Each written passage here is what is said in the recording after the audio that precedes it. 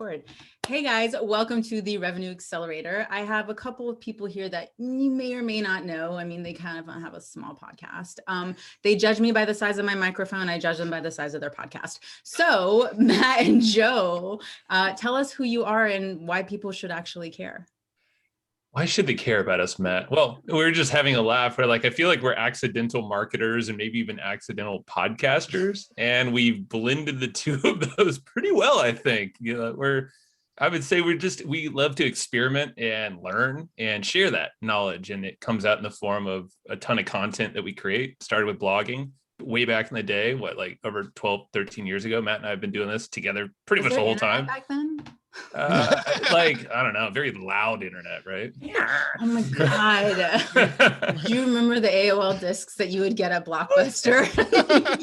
Yeah, I got to collect them all and get my free months of internet. Yeah, that's how we originally started podcasting. We just passed big old floppy disks back and forth. Oh, you went even further back. Each podcast episode was about 30 seconds long because that's all it would hold. Right, exactly. I mean, oh my God, like to think what we can do with our phones now. Okay, this is not going to be that podcast. All right, so like you guys create content and, a lot of people talk about the importance of content, but people don't do it consistently. So why should people actually, I didn't even let you finish introducing yourselves. To Matt, maybe he has some more to build off what I said. Yeah, so other than just being an accidental marketer, Matt, do you have anything to contribute to who you are and why people should care? No, I think what we've been really good at is we've gotten good at curating. I wouldn't even say like we're the smartest marketers or we even know what we're talking about most of the time. Great. We have just been really good at finding smart people, connecting with them, and then curating their genius to our audience, right? So we've literally built everything we've done off the back of just curating other people's genius, I would say. I mean, talk about putting strategic effort into creating ease in your business. That's it. I mean, that's the thing. We're done. We're good. We're done. I mean, we don't need to tell anybody how we're doing it or anything. Why would we share secrets? Yeah. I don't know. Lead us wherever. You come up with the concept though of, leveraging other people's audiences. So we know you can build authority by borrowing it, implied, all these kind of, strategies to build yourself, your community and all that. So why use this strategy and how did you come up with the concept? Yeah. So, we've always been content guys, right? Ever since 2007, when we first started our first blog together, we wrote blog posts and just tried to teach and educate and create a lot of content. And we've just always loved teaching and putting out content and, just sharing the stuff that we find. We're just kind of like these nerdy people that when we discover cool stuff, we're like, ooh, I got to share this with everybody else, right? Like that's kind of how we've always perceived it. And it started as blogging, but blogging was, over time, it became too much work to keep up with. We either had to hire a bunch of writers and keep them writing consistent content, or we were always heads down writing and it would take us forever. And so we found podcasting to be that compromise for us of we could systematically, rapidly create content. And we've been doing podcasting since 2010, just kind of on and off. Our podcasts have kind of come and gone, but the one we're doing now, we've been doing for almost 5 years now. So it's been pretty consistent at this point. Yeah. And throughout all of that, I would say we just I feel like we had this pivot where we realized we don't want to be the experts per se in all these topics, but we know enough of the marketing side of things that we can ask the right questions and dive a lot deeper. And then the thing that why we started the podcast too, is that we wanted to give away all these nuggets, all the best stuff away for free. And then figure out on the backside of things, after that, they spend an hour with us every single time around that. Now we have options for them to dive a little deeper if they choose to. So it's just a part of the journey here. Well, I mean, it's a philosophy that I love, which is just being a conduit to allow other people to find the right level of support by giving them that really good experience. But in turn, you guys have also mastered this process and you're helping other people do it for themselves. Is that right? Or did you lie to me at the beginning? Well, often, but no, I feel like we've just always wanted to get expose doing in this and not hide behind a paywall. The whole thing is we don't want to just put everything paid. So that's why the podcast, it just felt right to just kind of share everything from others, but also ourselves. And I feel like that then kind of created this whole thing, and it forced us to think creatively and out of the box and create kind of like these communities that exist. So it's like, okay, we'll attract them with really cool, free, unique stuff. And then it's like, give them something else to then spin around in. I mean, you're calling it kind of like this pool of folks and said, a beautiful ecosystem. Beautiful ecosystem. That was the words. That's right. And it is. we see it like that's all we're building, and we're just trying to kind of connect the dots, and it's not your typical funnel, I guess, but it works. We used to write this newsletter that was $100 a month, and it was a print physical newsletter. We actually still have a newsletter. So we used to, but we also still do. But we were selling this newsletter, and it was a totally different model back then, right? It was $100 a month. And Joe and I were writing these 40-page mini books every single month out to our audience. And we had this realization, maybe 12 months into this thing, that holy crap, this is some of the best content we've ever created. This is the best stuff we've ever written, but it's only being seen by 200 people. And we're like, and that sort of aided us, that we were putting out this content that we thought was just like some of the best content we've written, and we wanted as many people to see it as possible, but it was behind a paywall that only a couple hundred people ever even saw. And that sort of ate at us. And that was actually the catalyst for the podcast, was us realizing, man, all of this good stuff we're putting out there, I want more people to see it. Let's just do it in audio form and make it free. And that's kind of how that was the catalyst there. And that it helps people on the back end. Yeah. Where I feel like these layers that you take folks in, and, you're building trust along each path, or, each step along the way. So the podcast is like where we really grow the know, like, and trust thing. And there's such it's so damn powerful, because it's like a one-to-one connection typically. And then you can take them into a community, and then that becomes even stronger. They can engage with you. And then, like I said, then you can help people. You can spin off affiliate revenue type thing. Like that's how we make the bulk of our revenue now, but also recurring memberships are something you can control, but they're all just parts of I feel like deeper layers of engagement with us. That's what we found. Yeah, I mean, a beautiful client journey experience of being able to go from free to investing and getting more and more value as you go deeper into the trenches of, Joe and Matt's world. Much. I mean, so it really started a lot with, you guys were, experts in your own right, but then there's only so much you can share on your own in terms of your knowledge. And so you started bringing other people on, and you started, I'm going to just make a lot of assumptions here. All right. No, I've read. They're probably very accurate. Right. So in my world, you brought in influencers in their own right? Because you would, of course, want to share good information, and you're going to bring people that have a certain caliber and prestige and actually deliver on their results. How did you, because now it's probably easier for you to be like, hey, Oprah, want to come be on our show, versus back when you first started. So how did you start building up that kind of black book of influencers? Yeah. Well, so Joe will probably give the majority of this answer, because what I'm going to say is that Joe has always been like the networker. He connects with a lot of people. He's gone to a lot of events. Some people just seem to like him. I don't get it, but people just somehow seem to like him like the first time they meet him. Me, I'm very, very unlikable. And so I just put my head down and do all the tech stuff and build and do all the marketing campaigns. So I let Joe go and find all the really smart people, and I just hermit myself up and build websites and stuff. I remember seeing him pulling you by the hand at the event that we were at and being like, you need to talk to people, Matt. Yeah, pretty much. All the time. Yeah. Happens all the time. Here, drink 3 more of these and you'll be good. It's true though. No, we over the years, Matt is no, we have a cool understanding of each other, like our strengths and all that, and we have a shared vision, so it works great. I mean, that's a whole different conversation for partnerships, of course, but I don't know, I feel like we just find the most interesting people in our network. We've never been shy to reach out to folks and offer support. I mean, I came from a one-to-one client I was doing a lot of VSL production back when launches were the thing, big product launches in internet marketing. So I feel like that's where I got my kind of circle, because I was going to events and I'd get referrals, all that. Then Matt was over here, doing all the tech stuff. So we're like, hey, let's combine things. There's something here. And now we've created kind of there's all these little systems and referral generation machines, I feel like, that just now introduce the right people to us. Like you mentioned Oprah. We don't have her quite yet, but when she's done with Prince Harry and Meghan, then oh yeah, well, maybe. one day. But yeah, just be in my good graces, and then I'll help you out one day. We will. Keep going.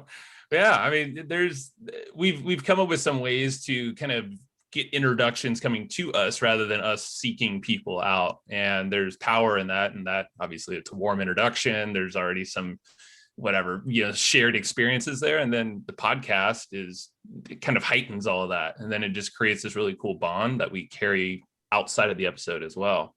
And then it turns into things like affiliate promotion opportunities, collaborations, equity, rev share like it's kind of crazy what we can do with people. Go figure. I think a level deeper, right? It's not just people, but it's actually reaching out, being willing to have a conversation and connect on a human level, right? So I know that when I've met, people that are well up the ladder from me and all that, just talking to them as if they were regular people and not being like, oh my God, 100%. it's you. No. Yep. No, it's true. That was one of the, I was thanking someone I'll just say his name, Roland Frazier. He's become a really good friend of ours. And I literally just thanked him in audio, right before we started this podcast. And I was like, dude, you've lined out something in my mind that like I wasn't seeing. And I was thinking, I would just send him an audio. And he's like, dude, love you, man. You guys are the best. This is so cool. I don't know if you just like drop the pedestal crap, because it doesn't serve anybody. So it's like, just if you want to, have someone in your podcast or connect with them, ask for a connection or figure out how to serve them first. And then we've just kind of created these referral systems that just helped us do that on steroids a little bit. But podcasting helps, of course, because you have a stage now, but that's kind of what you had to build it. Right. And so a lot of people aren't at your level. I mean, not to actually give you guys, any kind of pedestal to stand on, because we're going to knock that shit off right away. But like, there's like a lot of people, we do this comparison monster thing, right? Of I'm here and they're here and, blah, blah, all the differences, right? Versus comparing yourself to where they were when you were there. Right. And building up that traction. But there had to have been a level of confidence and certainty that you could accomplish this. Matt, I want to hear what you say, because the whole imposter syndrome, I feel like you define that pretty well. Therapy session. It is. Yeah. The whole pedestal thing was something that I struggled with for a long time on the podcast. To be honest, I don't know how I got over it. I think it was just kind of repetition, right? I think it was just kind of realizing through the course of hundreds of interviews, okay, everybody's kind of the same. If you want somebody to see you as a buddy, treat them like a buddy, like you just said. And so I think it was just kind of the repetition. But if we're going all the way back to like, how did it get started? How did we kind of create the momentum in the first place? I think it really started with, well, first of all, Joe was making VSLs back when a lot of people were doing these big Jeff Walker style $2,000 7-day launches, that whole sequence. He got to get behind the scenes with a lot of these people by reaching out to them and basically charging them next to nothing to do these videos. Probably a way undercharged back then, but Definitely. That's also how he got in with all of those people. That's how he sort of built a relationship and built value for them. And then those people kind of stayed connected. That's one of Joe's superpowers, is he stays connected with a lot of those people. So when we decided, let's go start a podcast, it was literally kind of just calling in favors. Like, hey, I made that video for you a couple of years ago. Remember me? Want to come on my podcast? And we had a foot in the door with all those people. So I really think that's kind of how it all got started. And then, I was creating courses around blogging since 2009. And a handful of the students that went through my courses actually went on to have some success. And so those were people that they went through my course at one time back before nobody really knew their names. Now more people know those people's names. And I was able to reach out to some of them and say, hey, you went through my course back then. Remember me? Want to come on our podcast? And so, just doing some of that stuff in the early days was our foot in the door to circle back around later on. Yeah.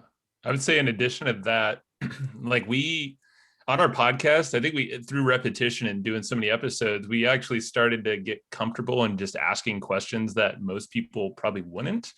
Like things that we were just selfish about, or things that we might have been struggling about, we would ask them it might be even just personal stuff, like some head, like mindset stuff that entrepreneurs deal with. And I feel like we like took people off script. Like, I mean, you were very off script, which I love. What? This was all planned. I mean, I am reading. You hear the insults that are coming. Well, I'm reading them on the script. I mean, right? Hold on. It's not your cue yet. That was math. Damn it! I cut them off. But yeah, I mean, like. Well, it's funny that you're saying that because we were talking about Todd Herman before we hit record, and I remember when Todd was on our podcast, he called us out. He's like, "Is this really a podcast, or are you just trying to get consulting out of me for free?" And I'm like, to be honest, a little bit of both. I mean, I'm going to make you work. So if you thought this was going to be an easy ride, like. But at the end of it, people are like. The same strategy on other people. So. All the time. But I think if you're just genuinely asking curious questions, which that's where we got the comfort to finally go and not just stick to the same old boring business crap, but actually ask like, what's a layer deeper that we can think like and relate it to what we're going through. And then all of a sudden we just took that into all these other sessions or episodes. And now people are like, dude, that was like one of the funnest times I've ever had on a podcast. Yeah, we probably made them work like crazy and like give away their business secrets. They were not. And that's been said many times. Like, I just gave you everything I charge for typically. Well, great. We'll tell everybody about it. And we're going to summarize it and give it to people for free. So we do that too. But no, they love it at the end of it. And we do a lot for them and we let them know that. So I think there's like a comfort in that as well, because it's helping them. At the end of the day, that's what we're shooting for. Yeah, I mean, but it's that creating that human connection and that ability to have the conversation, because so many times, again, with that pedestal kind of issue, people don't want to bother, if you will, and ask that deeper level question and really kind of treat the person as, hey, let's have like a real conversation, because a lot of what happens, especially on the online world, is seriously superficial. Yeah. So like, let's challenge this and see, do you really deliver the way that it seems that you do? And I think when on the receiving end, I'm just gonna speak for you. So you just gotta sit there for a minute. It's appreciated that someone's willing to have a real conversation versus just this, I know you guys provided me questions, but I'm not asking all of those questions, right? So I'm asking some of them, but what's gonna come next? I think it's great. Yeah, that's how it should be. It's a conversation, right? Right. Absolutely. So, when people are growing their podcasts, because there's a lot of people who understand the value of podcasting as in doing lead generation or getting that connection, because it's an easy yes for a lot of people, because there is so much to be received and given as part of the process. So when you're building it, say someone already has it or they're growing it, what's your advice for them as it relates to really establishing and, building roots with that podcast? Ping Matt. I knew you were going to do that. I didn't have an answer immediately ready, and I knew Joe was going to point to me. You could see it on your face. So if you guys want to watch the video, it was classic. All right. So the advice to... All right. So I'm kind of restating the question so I can better understand it. So what advice would we give somebody who already has a podcast, but maybe they don't have as much traction? Right. Or someone who's looking to go into it. I mean, answer all the questions. Hey, Matt, answer all the questions. I'll start. Yeah.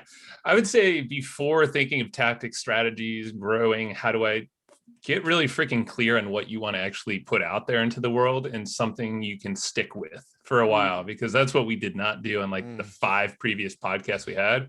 They all just tanked after like 5 episodes or so, is because we didn't have a why defined. Like we didn't know where the hell we're going with this thing, but also what lit us up and brought us to the microphone. Like, well, in that case, it was all random days. Like, so we didn't have systems to support our why and all that. So, I mean, it's very kind of the boring stuff. It's like, what do I want out of this? Who's my avatar? I mean, we didn't go that layer, but like really understanding why the hell are you going to do this thing? And that goes for content in general, because that's going to come out in the value that you give. And of course, consistency and all that stuff is huge for podcasting and growth. But now, Matt, maybe I give you some ideas. Yeah, well, you nailed the biggest one. So we've had, I think between the two of us, we've had probably 9 or 10 podcasts over the last 12, 13 years, something like that. The reason that we've had this one for almost 5 years now, and all the rest of them only made it, 20 episodes and then died off, was systems, right? Mm-hmm. So in the past it was, hey, do you want to do a podcast? What day are you available? Well, I could do Tuesday at 2 p.m. That doesn't work for me. Can we do 1 p.m.? That would work. And then all of that sort of back and forth and random days. And when we decided, let's go and just podcast 2 days a month, we release 8 episodes a month typically. So we're going to go 2 days a month and record 4 episodes a day, 2 days a month. And that's it. Those are the only days people can book. When we started getting systematic like that, we managed to stick with the podcast. And here we are almost 5 years in, and we've literally never missed a single release date on our podcast. And it's all because of that sort of batching system that we created in the beginning. So I would say that would be a big piece, is figure out the system, also figure out something you can talk about for hundreds of potential episodes. Because if you're bored with the topic after 10, well, your podcast is probably going to suck and fade away. Yep. You know, what other, I mean, I could give all sorts. See, I'm the more tactical guy, not the philosophical guy. I know. So. Yeah. This is how we work. I'll give them like a macro and I'm like, all right, Matt, go a little deeper on that. Sure. We see who's on top and who's on the bottom in this. So I love it. It's great. I would say the other side of things, and this is where, because I feel like growing a podcast, everyone wants more and more and more downloads. You want more, like, you don't need more. You have a lot with who you have already. Like, you can have just 50 people listening to every episode, and that's cool, whatever. Like, if you're talking to the right people every single time they ever turn on their phone or see their podcast app and you're there, well, shit, think of what you could do with that relationship. That's 50 people that are just paying attention to you right now for like whatever. Spent like us, it's an hour. Like, that's a shit ton of time. And like, you can't get that on a Facebook video or YouTube video and actually have the engagement. So I would say the next step is growing a community or like a tribe. I mean, Facebook group is just the easiest thing, but think of like, what's the next step after they listen? Cool. What's like the most likely thing that they want after that? And usually it's a little bit more engagement, a little deeper. So actually, Matt, you could probably give our strategy on how we do that from the podcast, because I think that's kind of cool, you know, shouting out the Flowchart group. Yeah. So, I mean, that is really our call to action on our podcast episodes now. We used to send people over to an opt-in page and say, opt in, we'll send you the notes to this episode.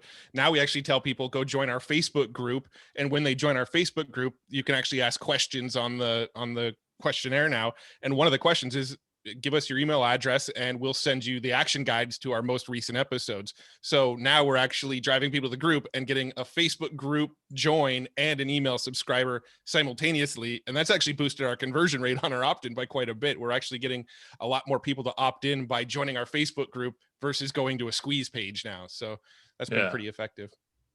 So I think it's just like a layers of trust, you know, and we were talking about this. It's like every little bit you take them down, and that's just like the next step down the rabbit hole as we see it. And, you know, and so if you're just chatting with like 50 people, think if like you had the best 50 super fans in a group and you're able to actually get feedback, because like podcasts, you can't really do that. Then you can figure out what their problems are and then figure out, you know, if you have a business model or not, you can figure out one pretty damn fast, you know, just from what they're telling you. I hope with, you know, starting a podcast that you'd have more of an established business before you start just kicking off a podcast, right? Not normally. Most podcasters don't. So, I mean, that brings an interesting question of like, what are the things that you really have to think about? I mean, other than, you know, understanding what the next level action is, but like, does a name have anything to do with the importance of a podcast? Like, does who you know, are trying to work with have anything to do? Like, is there anything like that really can make or break a podcast? So I'll share some findings that we've noticed from the podcast. You know, we found that the bigger the name guest doesn't necessarily mean anything when it comes to downloads. In fact, we typically find that when we have the bigger names, the ones that do the rounds, they're on a lot of podcasts, they're fairly well known in our space. They're actually the ones that get the least amount, well, not necessarily the least amount of downloads, but they don't seem to have the same traction as the ones that are sort of a little more underground, which was surprising to us. But at the same time, when you really think about it, it makes sense, right? Because the bigger names that kind of don't need us as like a launching off for their brand, they're less likely to share the fact that we're on a show. They're using you, like where it's right. Well, I mean, the best relationships are the ones where it's sort of an equal win-win, right? They're getting just as much benefit out of being on the show as we're getting out of them being on the show. But, you know, when we have some of these big name guests on, they're the ones that are least likely to share on Twitter and Facebook and mail their list. The ones that are kind of a little less established, they're more excited about the fact that they made it onto our show. Not that we make it that hard to make it onto our show, but they're more excited. You guys have never about played hard to get, so they're more excited about being on the show. So they're much more likely to share it around everywhere. So that's one of the things that we've noticed. What are some other? I think having a cool brand. I mean, our name of the podcast is Hustle and Flowchart. That was not a deep thought. That was a Matt shower thought. Yeah, like it's not. Yay. Yeah. Like, where are you gonna go with this, Kat? Huh? I'm waiting. I'm letting you take it there. So. I'm just gonna keep. So Matt, your bathing habits. When I bathe, I think about our podcast. It's true. Oh, it's great. But like, I don't know. In fact, he said is when. So now that we can go down a whole rabbit hole there. Like, the once a week or so that I do. Yeah. So I do virtual a lot. No, yeah. I mean, I think podcast. Exactly. But I want to get stuck on the name. I mean, you can make the name you, but as long as I feel like that's our personality, it kind of is like I'm more the hustle, he's more the flowchart analytical one. I mean, we kind of make deep. Exactly. It's like reverse engineering it. Like we thought of this name, but marketers, right? That's nothing. When I came up with it, we defined what the name meant later. If we're being totally transparent, but it actually makes sense when we describe it to people, so we roll with it. Right. Until someone calls you out on it, right? Hey, we don't mind. We're transparent. So what about like things like SEO and, leveraging the podcast like YouTube and not just doing the iTunes thing? Like what's the deal there? And I know a lot of people kind of overlook it because they're just really focusing on the iTunes aspect on it, right? So I'll start there, and Matt's obviously got some techie parts of this, but it's like you're like teasing him. Just sitting. I like to see him squirm. He's like, "What's he gonna say?" But from day one, we made it a choice not to leverage iTunes or iTunes at the time, Apple Podcasts. We're like, screw that. See, I still call it iTunes. God, who are everybody? Who call yourself? But like, you have no control over there. You have no control on Spotify, Stitcher, whatever. Like, so that's why we chose to have as much control as possible. Email list is obviously huge. But having a blog or show notes pages that you actually have cool triggers like retargeting pixels and email opt-in box slide-ins, like we're like, cool. If we just make that look really good and almost like a mini sales page for each episode, but it's actually like has the backbone of great SEO because that's Matt's specialty, at least enough to get dangerous. And with the consistency of a show, like that's really all we've done, and it's worked really freaking well. Yeah. I mean, that's actually been a big focus for our podcast is we try to rank for our guest name. So that every time we have a guest on, our goal is we want to be on page one for that person's name.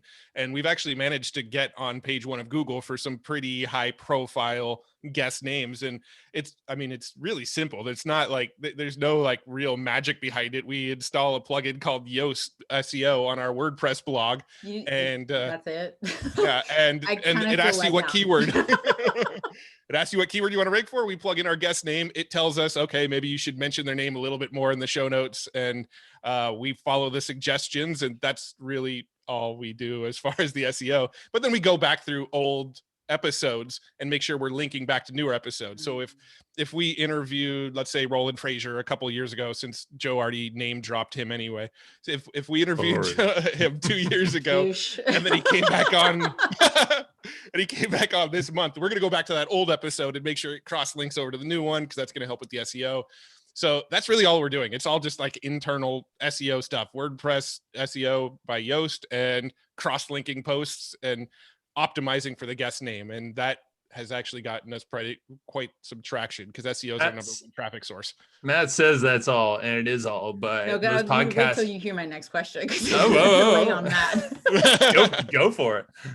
I was going to be like, okay. Yeah. For you, Matt, great. Because you clearly have some level of intelligence when it comes to this, but for the rest of us, like Joe, this isn't just, as easy as thinking about this. Like there's like, you just kind of created this spider web of, cross-referencing and layering on top of each other. So how does someone who, isn't an SEO specialist, who doesn't necessarily know as much as you do. So, like dumb yourself down a little bit. Like, how do they at least start getting to it? And is it basically get familiar and delegate it?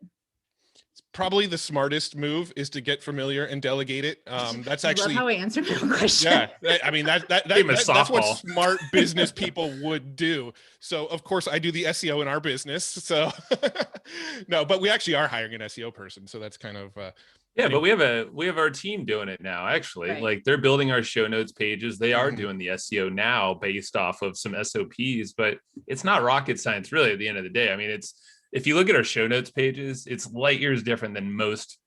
I would 90+% of podcasters, probably even more. And I feel like that's the big missing piece, is the fact that you actually have a page that's dedicated to your episode. You're not using like Libsyn's standard thing that you just are lazily putting onto your website. Like, not calling anybody out, but like, shit, man, like take a little bit of time and like build in a nice intro, maybe some takeaways, some open loop bullet points. Like, again, think copywriting as well, but think SEO, like throw in the right keywords, link in some stuff from previous content you have. It doesn't have to be podcast episodes, could be other stuff.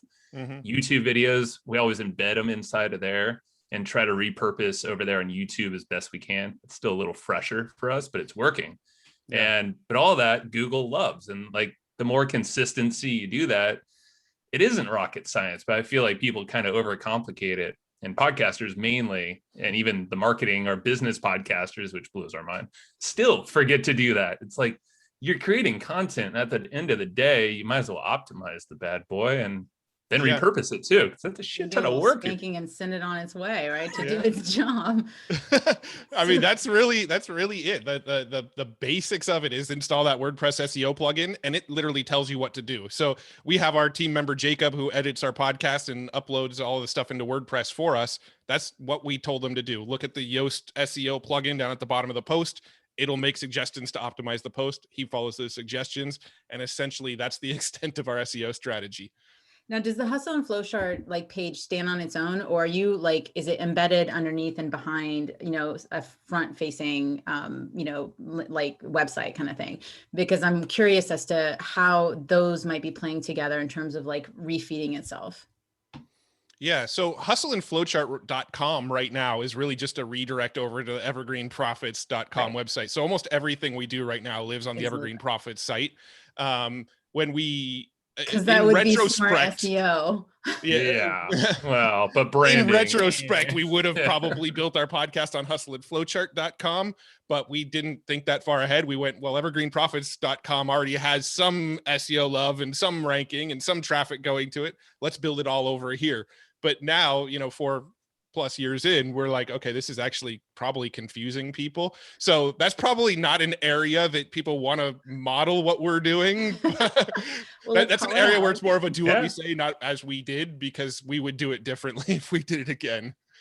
Well, and that's a huge thing that a lot of people don't understand, is that there's experts and authorities out there. So one, just simply, looking at what they're doing and how they're setting it up. And we talked about this maybe before the recording or maybe during, of people giving away everything, right? So I know Gary Vee talks about, he gives away 98% of his content, straight streams it, and only 2% of people actually do anything with it. So what do you think the value is in people really kind of, being that transparent with their audience in terms of, building that community and everything? That's a great question. And I think it's you can't do anything better for the people that are paying attention to you, because we hear about it. We get so much feedback, and especially when we ask them hey, what the heck do you think about this? Are we on the right path? We're always trying to get feedback, but the more that we give freely of others, but also ourselves, we have these little therapy sessions that are our solo sessions, and they're legit therapy sessions sometimes, because we just lay everything out there, and that's our fuck it. I'm just putting it out there. Watch your language show. Sorry. Edit me out. That wasn't in the script. Well, I mean, you guys work together, and like you said, that's a different topic for a different time. But as I guess, partners, it is like a marriage, right? In terms of being able to make sure you have those open lines of communication, because you can't have two people going down, the same path, and one starts deviating and you're not sure how to kind of reconverge, if you will. That's right. Yeah, we have a shared goal, or at least like a fuzzy vision of where we're going, like clear enough.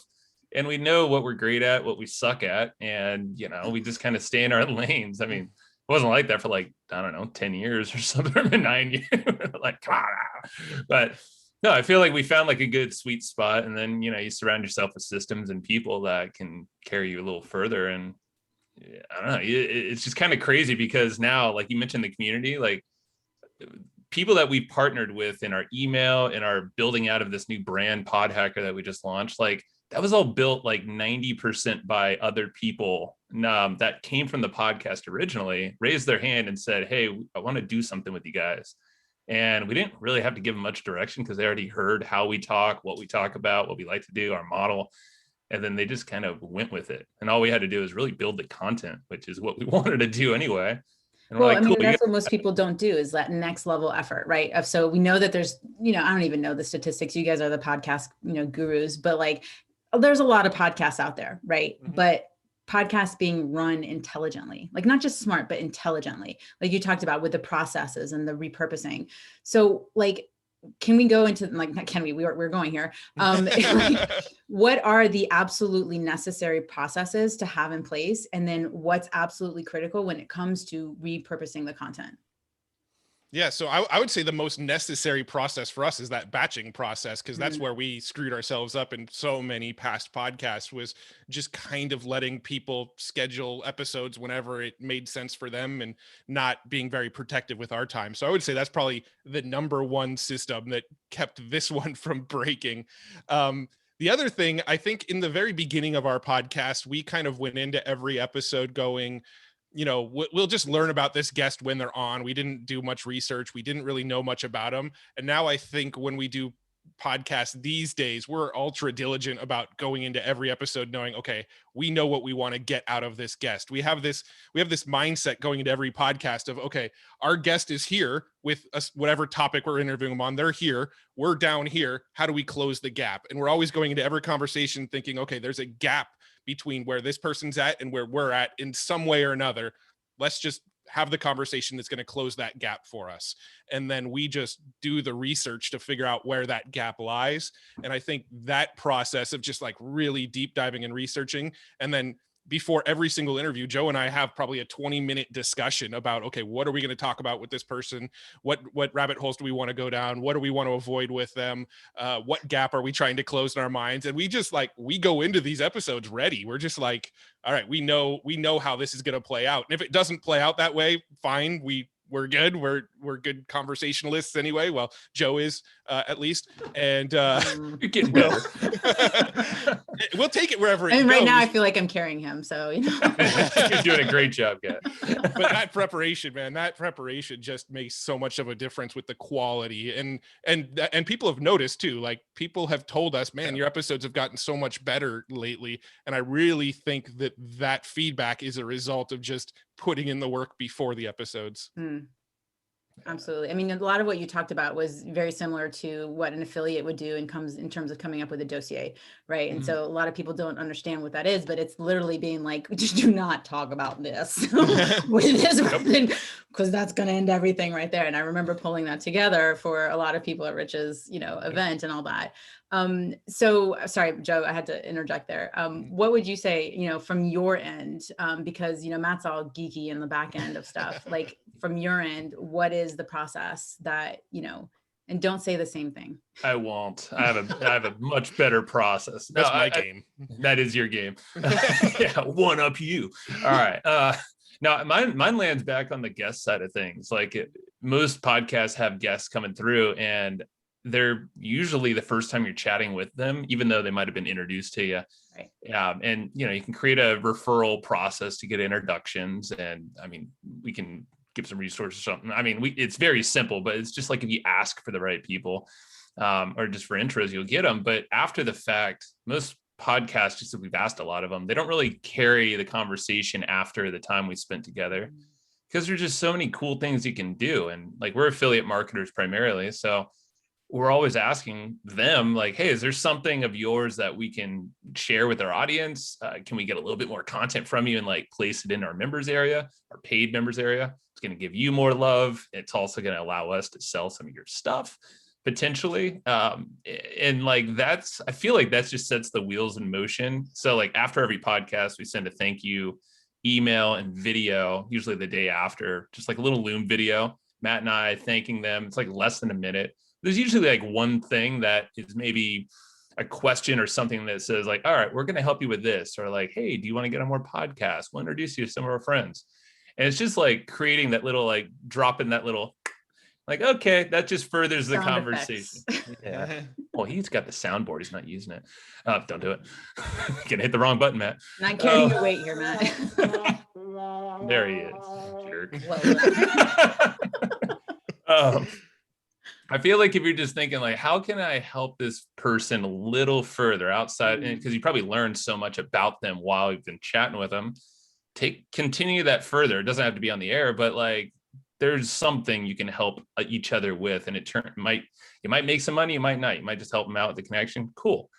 At least, and guess what? That's going to give you more people, probably up level your guests as well. And right.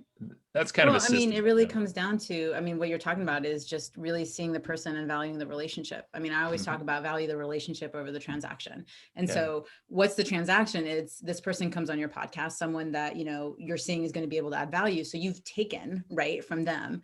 So, and a lot of times that's what people at a higher level experience is people always taking from them and they never turn around and give back. Right. So there's never the person that says, hey, you know what can I do for you?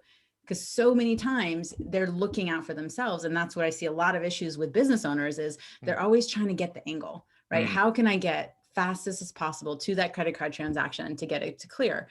Have you guys experienced that same thing on your end in terms of people coming on and having you as guests and just kind of getting that takey feeling? It's a thing. Oh yeah, it happens all the time for sure. I feel like, and you're right, like especially if there's a funnel that's a perfectly defined funnel that comes in, everyone has to follow that same exact funnel on that journey. It's like we're not all on the same level, and nor should everyone go through your funnel, and so I don't know. Yeah, there is like, come on. That's not it's relationships at the heart of everything we do. We want to cultivate really good relationships, not only with our audience, but with the guests that are helping us actually create this thing. Because without them, we'd be screwed. And we wouldn't have a business model that actually works the way that we like. When we first started our podcast, our main goal when we started was to use it as a way to network with more people. We never thought we would ever make a penny off it. We never thought it would get that big in terms of download numbers. It was literally just like, hey, who could we leverage this podcast to like network with and get to know? And that was exactly how the podcast started. And I think because we had that intention from the beginning of like using this as a way to get to know people and then turn around and figure out how can we help those people, that sort of foundation is still there with us. It's always been about how do we get to know more people and how do we help those people, and all the rest of the benefits, the sales, the funnels, the affiliate marketing, all of that stuff is just kind of a byproduct that happens as a result, where if we just kind of keep our brains focused on meeting new people, connecting, figuring out how to create win-wins and just staying in that realm, all the rest of the stuff seems to take care of itself. Yeah. I mean, Joe, you also mentioned something, and it's parlaying in exactly what you were sharing, Matt, of building the relationship, not with your guests, but with your audience. Can you tell me a little bit more about that? Because that seems to be like a really critical part of it, because I feel like a lot of people focus on just getting the content out, but that's like a whole different level strategy. For sure. Yeah. I mean, there's definitely two sides of it, or probably even more sides. Who knows? Like if someone's helping you get referrals, like, cool, that's a relationship you should cultivate and stay on top of. So we're always calling out people. We sometimes call a lot of people out by name on our podcast just to screw with them. Like, hey, Jim, like, I know you're listening. So like, it'll be like sometimes specific people are just a broad name. So like, that's cool because it gets people in our group to post something. They're like, hey, I heard the shout out. And it's like, well, we weren't talking to you, Jim, but that other, not that Jim. Kind of a jerk, but no. Actually, but I feel like we're always asking for their input. Like we'll give our email addresses. Like we'll say like, hey, what do you think? Like, we'd like to hear from you. We'll just throw some random thing at them and ask for feedback. Or we'll say, join our Facebook group and, like maybe something's going on there. But like I'll not that long ago, I was getting on calls with, like, we sent an email to our list and there were like 30 people that scheduled these 15-minute chats with me. And I was just like, Zoom. I can't really do a cool, hand effect to get on a Zoom call. Click. Yeah, he's pressing buttons on his keyboard. It's not the same.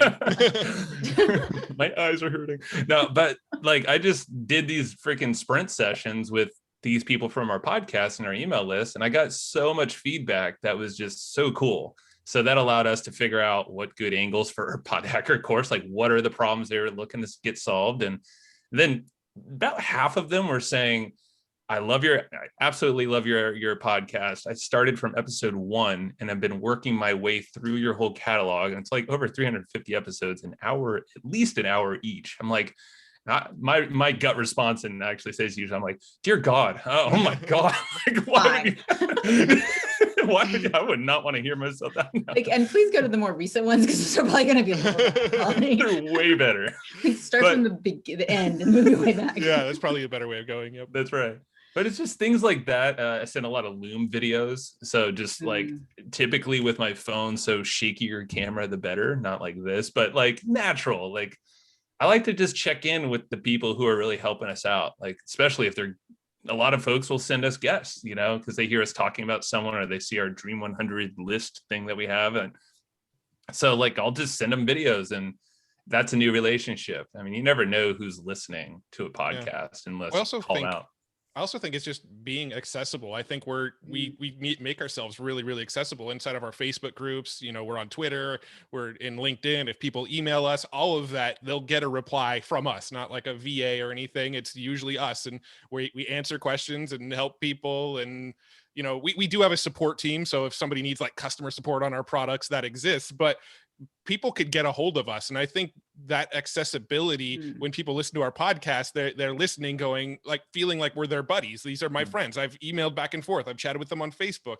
And I feel like we're kind of building a lot of friends at scale. That's kind of, I guess, how we've talked about it in the past, is that we just stay super accessible to everybody. And I think that builds a bond that when people are listening to the podcast, they're just like, these guys are my bros, to spin it all the way back to the beginning.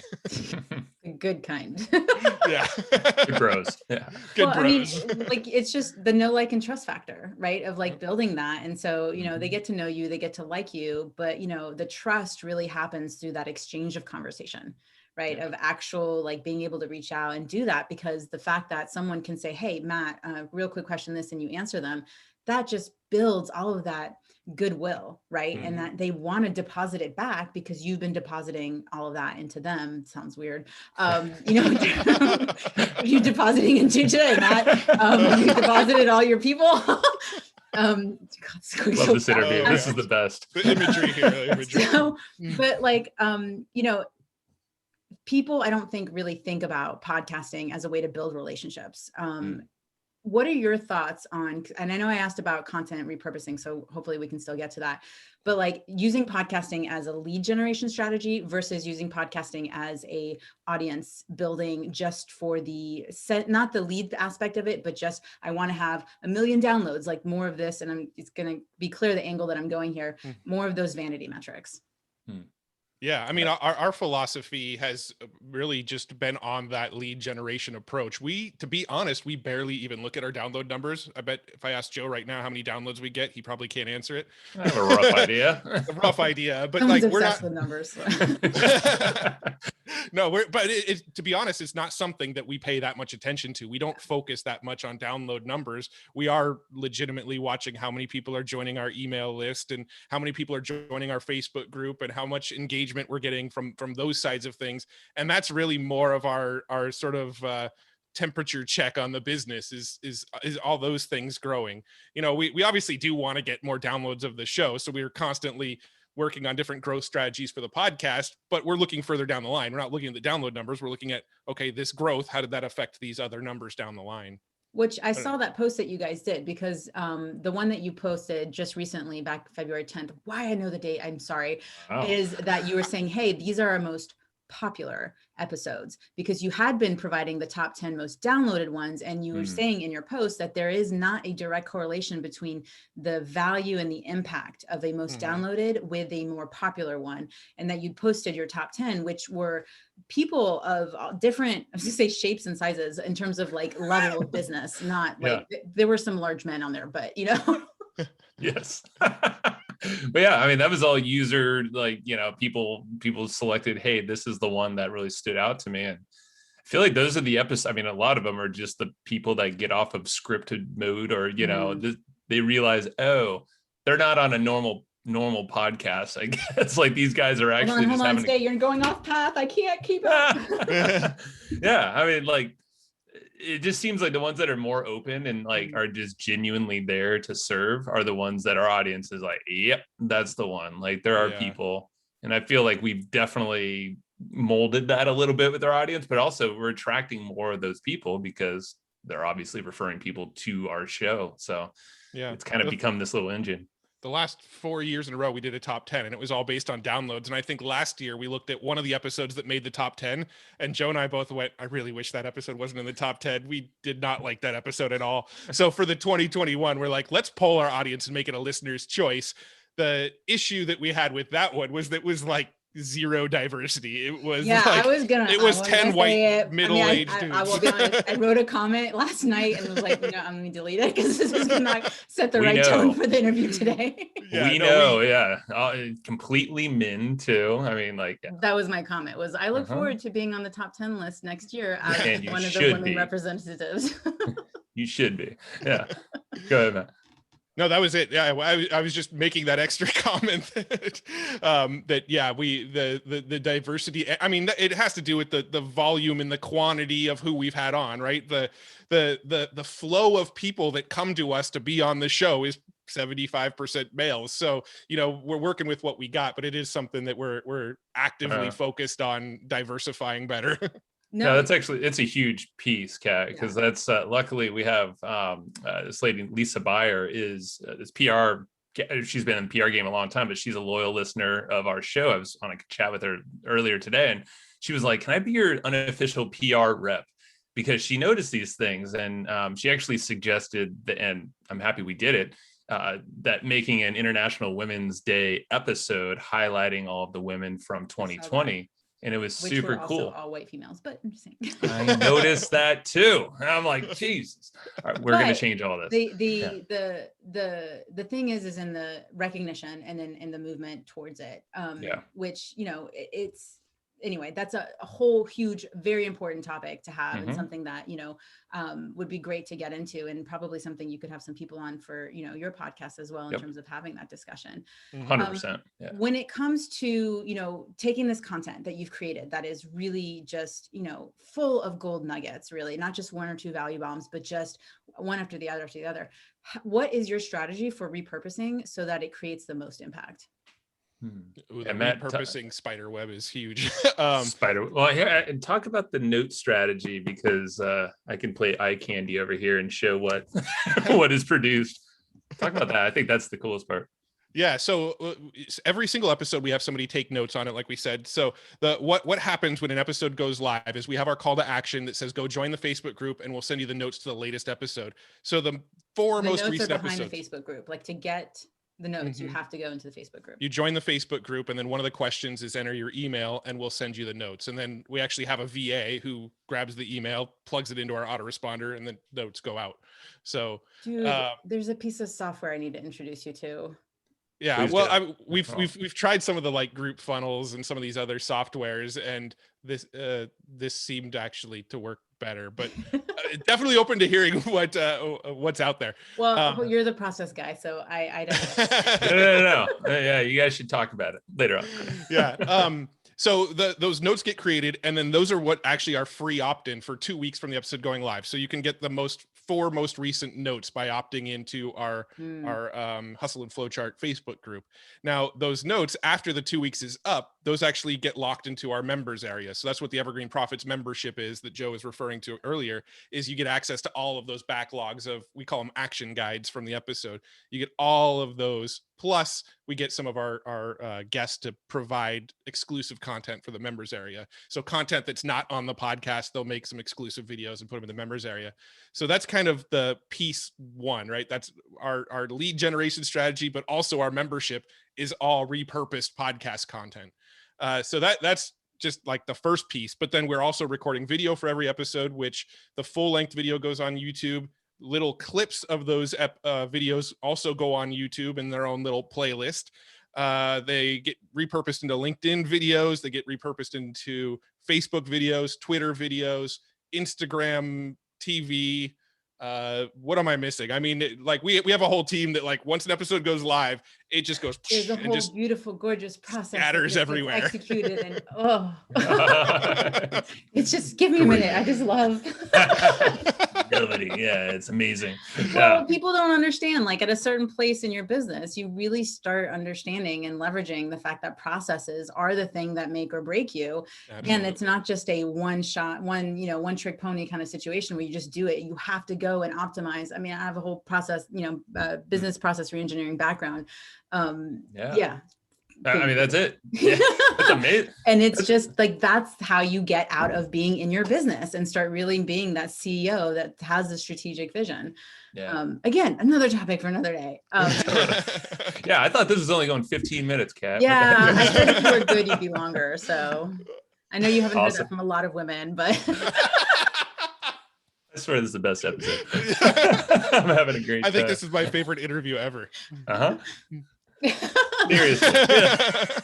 So, I mean, effectively, basically taking and being smart about it, of saying, look, and I talk about strategic effort into creating ease in your business. So being really clear as to what are the things that need to get triggered after you put this effort into that. So taking the video, having someone, and if it's you right now, fine, but using the snippets, using whatever, iMovie or whatever it is, and creating those teasers that redirect.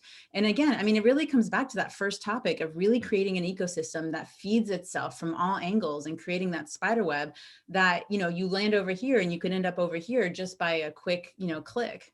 That's it. And starting with, and this goes back to, when we launched our show, it's not relying on iTunes, but start with the core being your own website. And then, a group that you can also kind of control. Obviously, Facebook group's not the best, but it's the easiest way in, at least.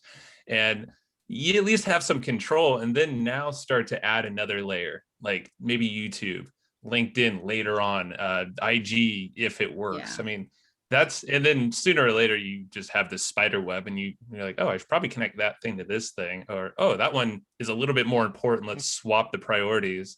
I mean, that's all we've done. It's just now stacked into this weird snowball spiderweb thing.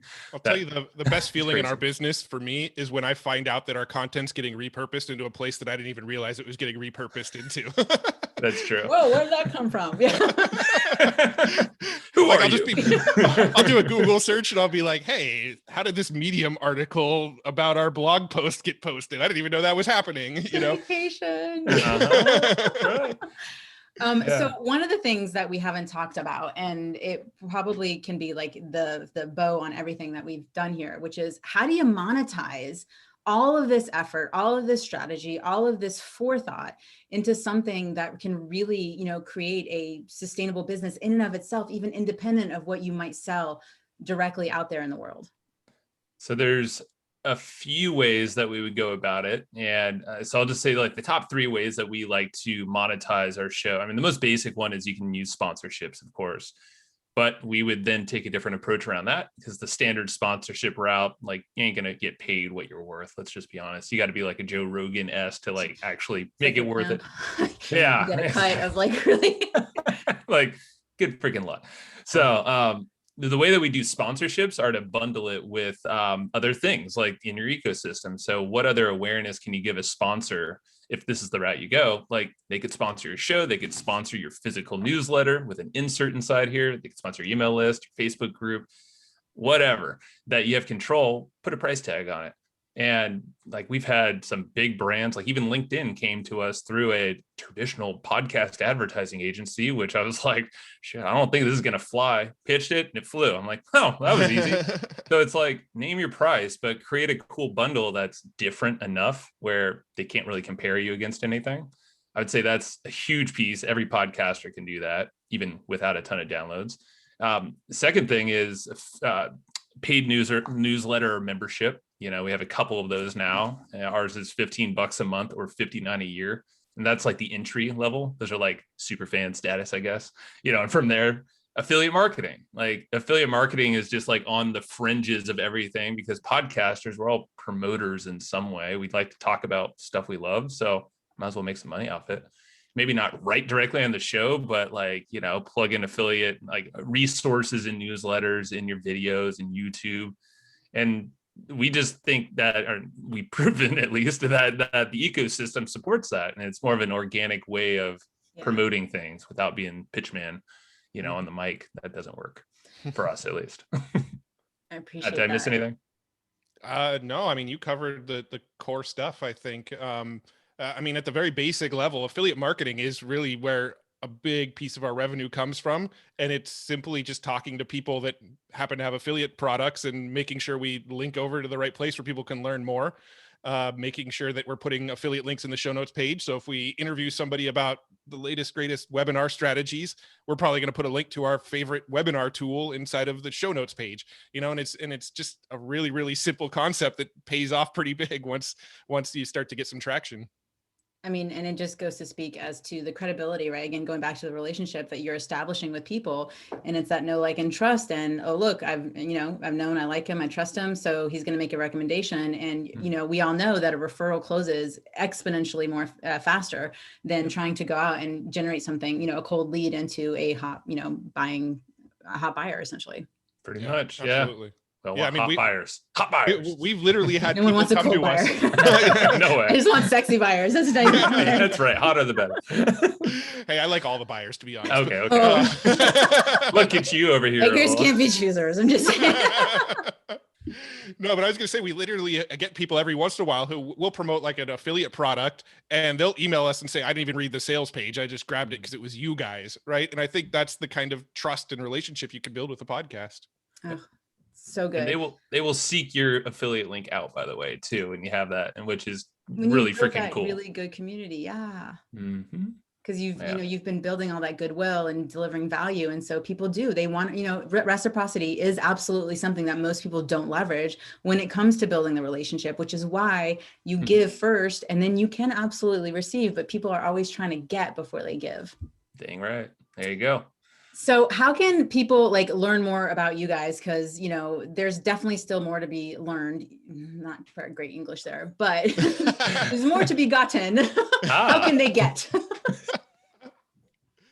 Well, if you go over to hustleandflowchart.com/revenue, since this is the Revenue Accelerator podcast, if you go over to hustleandflowchart.com/revenue, we're giving away our Pod Hacker Playbook. So that's basically what it is on our podcast. We've interviewed, I don't know how many podcasters now we've interviewed, but every time we've had somebody who's also a podcaster on the show, we kind of pick their brain about, hey, how did you grow the show? How do you monetize your show? How do you get big name guests on your show? And, you know, we get really selfish with it and ask all the questions we want to know as podcasters.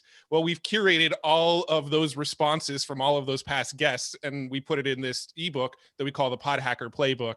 And we're giving it away for free to anybody listening to this episode. Awesome.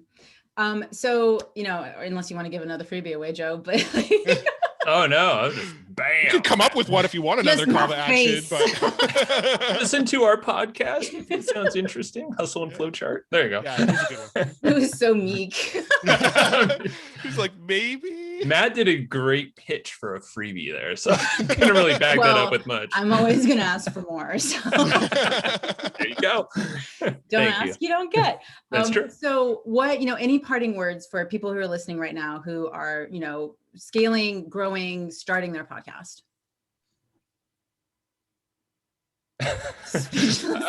I always wait for Joe to answer first, and then I do the follow-up. So, like, do you really want to start a podcast? No, I would say, think about all the way. We covered a ton, like the why, the systems. I mean, really just think it through. Maybe listen to this episode. It's pretty damn good primer. Go get the freebie. They made it here. They just listened to this episode. Well, yeah. I mean, actually think it through though. Like, what's your why? What are you going to do? How does it attach to something you already have in your business? Because most people don't create that attachment, like that direct, or maybe not direct, but indirect path into revenue.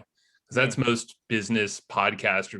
We surveyed like 1,000 of them, and it was like less than 2% were even making any money, like over $100 a month with their podcast. We're like, what? Come on. So it works, but you have to kind of really think it through. And I would just challenge people to do that. Mm-hmm. Yeah. And I would say create those systems to make it keep going. Have a topic that you're going to love talking about. So make sure before you start a podcast, or even if you already have a podcast, if you're getting bored with the topic already, maybe it's time to pivot. But create some systems. No, why did you use that word? No, pivot. You don't like that buzzword? Okay. Maybe it's time to do something else. Before, just as the pandemic hit, I was one of the first people to use that word coming out and being like, you need to do this. And then all of a sudden everybody used it. And I was like, I had email shame of being like, God. How about this? How about you can thrive during the crisis, or like the whole, that was definitely played out as well, Yeah, we did a live stream that literally had that title. And then I saw we started a trend. No, we did not. Go ahead, Matt. Sorry. Yeah, no, I mean, just make sure you create those systems. That would be the biggest thing that I can say, because that's what's killed so many podcasts in the past, is not having a systematic sort of release schedule, a systematic recording schedule, a plan going into each interview. Just create those systems, because that's what kept the podcast alive for us, is systems. Yeah, I think a lot of people listening to this are going to feel seen. And there's a lot of value in everything that you guys have shared today. And I really appreciate it. All of the show notes, you guys, are going to be available for you. And those links will be ready and available for you to click as well. Matt and Joe, thank you so much for joining me. Thank you, Kat. This is fun. Thanks for having us.